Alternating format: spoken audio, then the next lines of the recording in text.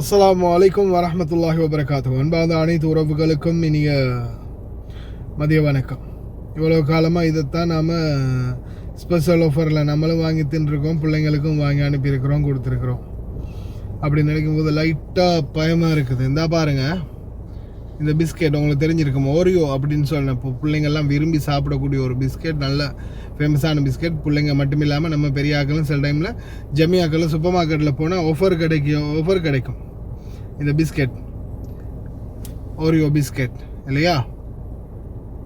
இதை வந்து கல்ஃப் நாடுகளுக்குள்ள பெரிய ஒரு மேனுஃபேக்சர் யாருன்னு பார்த்தீங்கன்னா ஈஜிப்த், சரியா.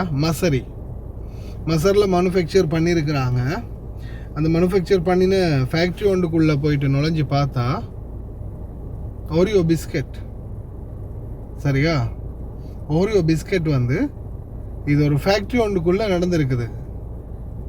இல்லீகலாக, அதுவும் இல்லீகல் பேக்கெட் பண்ணி, இல்லீகலாக இது பண்ணி கம்பெனி ப்ராடக்ட் மாதிரியே ப்ராடக்ட் பண்ணி விற்றுருக்கானுங்க. அதாவது ஒரிஜினல் ஒரியோ பிஸ்கெட் கம்பெனியோட ஃபேக்ட்ரி கிடையாது இது, இல்லீகலான ஒரு ஃபேக்ட்ரி, டூப்ளிகேட்டான ஓரியோ பிஸ்கெட் தயாரிக்கிற ஃபேக்ட்ரி.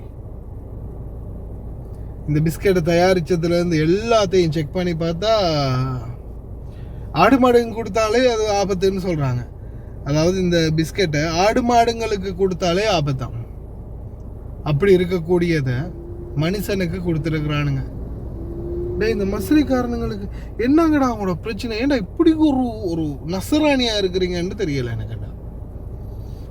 இந்த நாட்டிலேருந்து லஞ்சத்தை வாங்கி எல்லா அதிகார மட்டங்கள்லையும் எல்லா ஆஃபீஸ்கள்லையும் நாரடிச்சிட்டானுங்க. அவசரத்துக்கு ஒரு அக்காமா முன்னாடியெல்லாம் இருந்த ஃப்ரெண்ட்ஸுக்கு கால் பண்ணி, மச்சான் நம்ம கார்டு வந்து இன்றைக்கி தான் அப்ளை பண்ணது, கொஞ்சம் பார்த்து மெஷினுக்கு போட்டு விட்டுரு மச்சான் அப்படின்னு சொன்னால், உடனே இன்றைக்கி அக்காமா ரினுவல் பண்ணினா, அதாவது அக்காமா வந்து இன்றைக்கி ரினுவல் பண்ணினா நாளைக்கு மிஷினில் கார்டில் போய் இறங்கிடும், அடுத்த நாளே போய் கார்டு எடுப்போம், சரியா. ஃப்ரெண்ட்ஸ் இருந்தாங்க, அந்த அளவுக்கு சப்போர்ட் ஒன்று இருந்துச்சு.